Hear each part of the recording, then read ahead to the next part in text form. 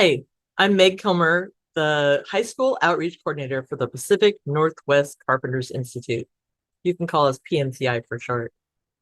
I'm a former high school career coordinator and Aspire advisor. Well, I guess facilitator. I ran the program at two different high schools. So I'm happy to be here and support other Aspire folks doing this work, helping young people make a connection to post-secondary connections. Not a lot of us know a lot about apprenticeships, so I'm happy to be here. Today, I'm going to talk to you about my organization and about apprenticeship and pre-apprenticeship as well. So I have three topics I'm going to cover today.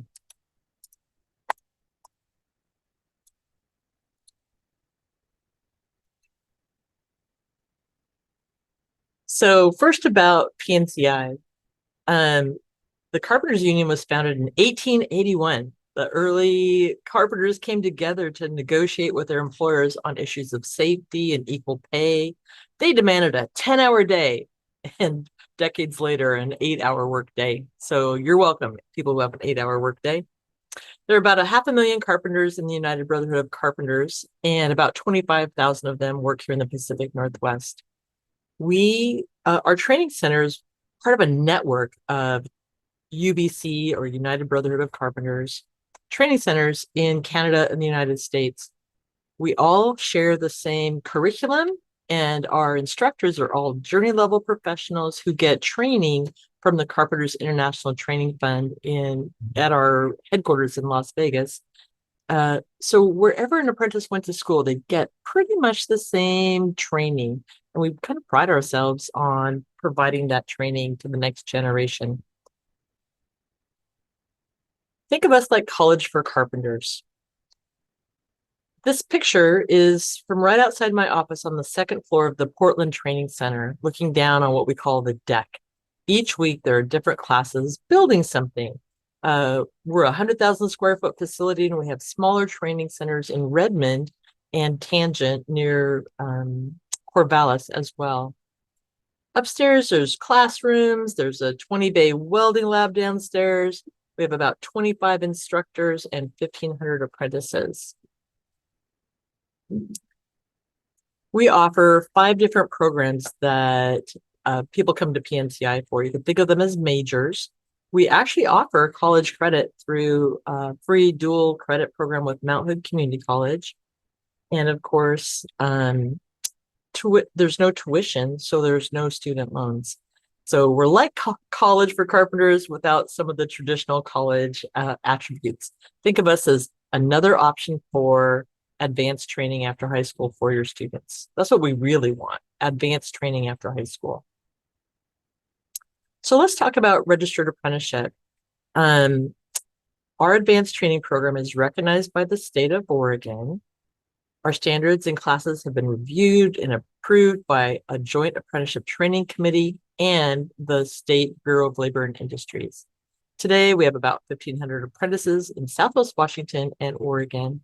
The average age is 30, but it ranges between 18 and 62. I looked at the data today. Incredible. So the 5 programs we offer lead to careers as a carpenter, an exterior-interior specialist, a millwright, pile driver, or scaffold erector. And each of these 4 programs is administered by a committee, which is comprised of representatives from labor and management. That is the contractors who hire them, and then union members as well.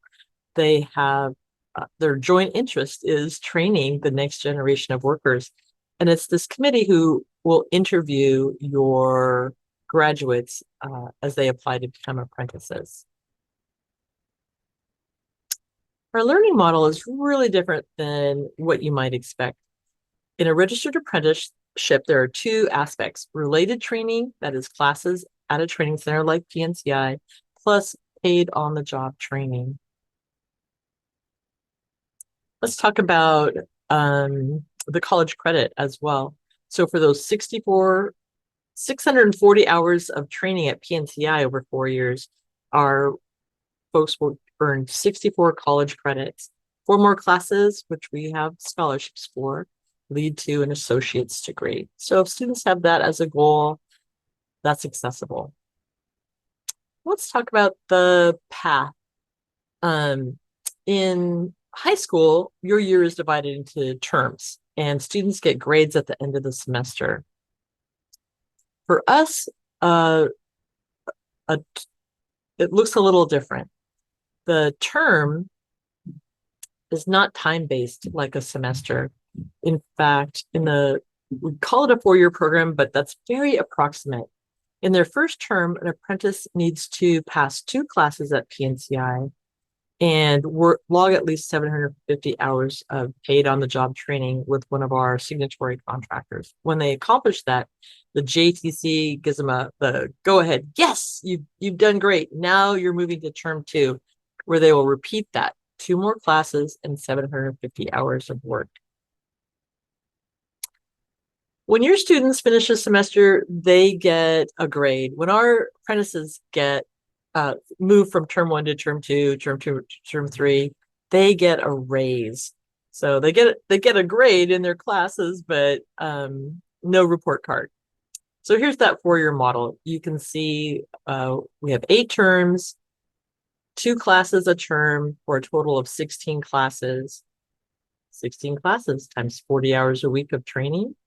That's where we get that 640 hours of related training as part of the apprenticeship model. Sometimes apprenticeship is called earn while you learn, and I'll show you why.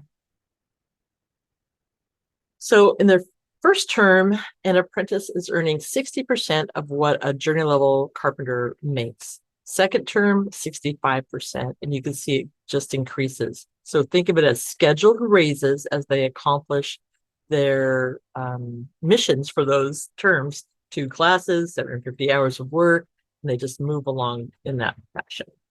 And this is based on our current contract through the end of May 2024. So let's break down this related training. Apprentices take 4 classes a year. About once every quarter, they come to a PNCI training center. So there's that 16 classes. And we actually deliver our classes Monday through Thursday, so a 40-hour week. It's a combination of classroom and hands-on learning. So I'll have some photos of classrooms as well. You might have 12 to 16 apprentices in class with you, so you get plenty of personal attention. Your instructors are all journey level carpenters, pile drivers, millwrights, etc. You can see this is a math class with a special construction calculator that has pertinent formulas built right into it. That's one of the first classes all apprentices in any program learns. I can tell this is the introduction to blueprint reading because apprentices are learning how to read paper blueprints. In the advanced class, they'll get used to seeing blueprints on an iPad like they will out in the field. This is just really a rich environment. Your hands-on learners are really going to be happy here. If you have a student who is not happy sitting in a desk all day, and they cannot imagine sitting at a desk in a high-rise office building for their job, maybe they'd like to be the professional who builds that high-rise office building. Out in the field, time is money, and things happen quick. At a training center, at any union apprenticeship training center, your apprentices gets to learn at a safe pace. It's a positive learning environment for sure. It's okay to ask questions. I like this picture maybe because there's an iPad and a measuring tape. Classic, old and new technology in the carpenter field. I was surprised to learn that all apprentices learn how to weld. It's an elective for not an elective, it's required for all classes, and pile drivers and millwright programs get 80 hours of training. Well, let's talk about on-the-job training. Paid weekly, wages start at that 27 hours, $27 an hour, working right alongside journey level professionals. Construction really is a team sport, and apprentices learn from people on the job site. They don't, it can feel kind of overwhelming, I hear at first. There's so much going on, so many things to learn. But this is where the preponderance of learning happens. Every union job site has journey level workers who are going to help the apprentice learn and practice their skills. In Oregon, a lot of the union carpenters' work is about concrete. So here's an apprentice. Oh, they're hammering together a box, I thought. And then I learned it's not a box, it's a concrete form. So carpenters build these wooden structures, concrete is poured, and then the wood is stripped away to leave a structure. A contractor shared this photo with me. They explained that 12 carpenters built this massive structure, and then they challenged me to guess what it was. And I couldn't guess, so I'm not gonna try to make you guess. It's the orchestra pit underneath a high school auditorium. So after the wood is stripped away, then you can begin to see the orchestra pit. Again, construction is a team sport. Here, the carpenters have built these massive forms. This is called tilt-up construction. And they build the giant form on the ground. The concrete is poured and dried.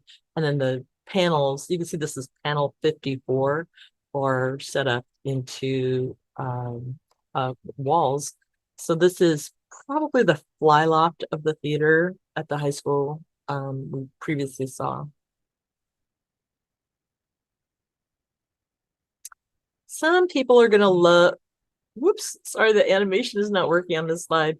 Some people are going to love being a carpenter for the rest of their lives, but I guess the point in this one was I wanted to make is that there are career ladders to climb. Carpenter today makes 45, 80 an hour. They can go on to become a foreman, a general foreman. They might work for the union as a representative, become an instructor, start their own building construction company, lots of opportunities. So if your student is interested, how do they apply? This is a very selective program, actually. Last year, we had over 1,200 applications and 500 people were accepted into apprenticeship. So a student needs to do their research about the 5 trades and decide which one they'd like to apply to. Yes, they can apply to more than one. They have to be 18 to apply.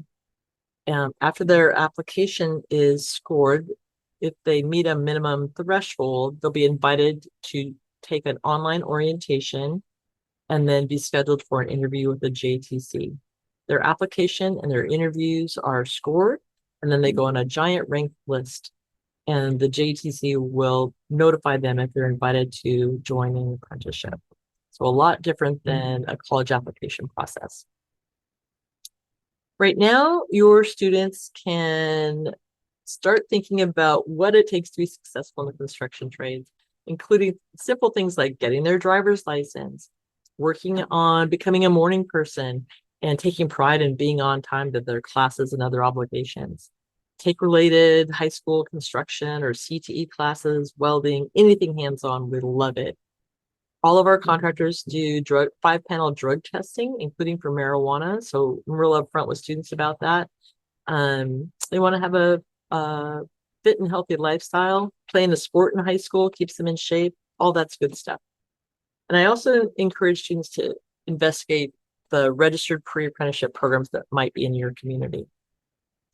Actually, let's talk about those real quick. Sometimes pre-apprenticeship is called a two-way interview. There's no big commitment. It's not a 4-year program. The apprentices or the pre-apprentices are checking this out as an opportunity. Sometimes people think of it like boot camp because you're getting a lot of skills really fast. And they can last from 3 weeks to 12 weeks long. Job Corps actually is a pre-apprenticeship that can last longer than 12 weeks. Usually that's 6 to 18 months, I believe. At PNCI, we actually have a registered pre-apprenticeship program called Carpenters Trade Youth. Currently, it's available to juniors, that is rising seniors, and they work the summer before their senior year. It's only available in the metro area right now, and we We give preference to students who are currently in CTE construction related classes. They've been doing the work, we want to give them credit. It's an 8-week program. They take classes at PNCI with our pre-apprenticeship instructors, and then they're paid by contractors to work on real job sites. We also offer carpenter trade prep. This is a great program.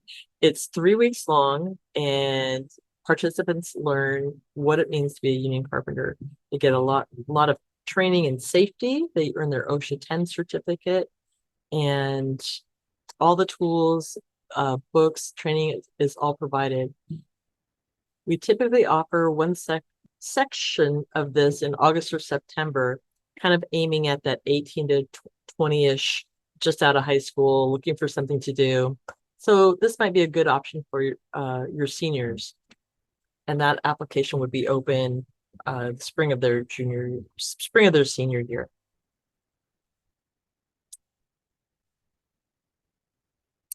To wrap things up, we build union carpenters. Apprenticeship for us is a 4-year program, including on-the-job training and 16 classes, college credit. Apprentices buy their textbooks but don't pay tuition. And yes, seniors have to wait until they're 18 to apply. If you have questions, I'm happy to talk with you. Meg Kilmer at pnci.org. And you can learn more about us at our website, community.pnci.org. Thanks for sharing a little bit of your time with me today.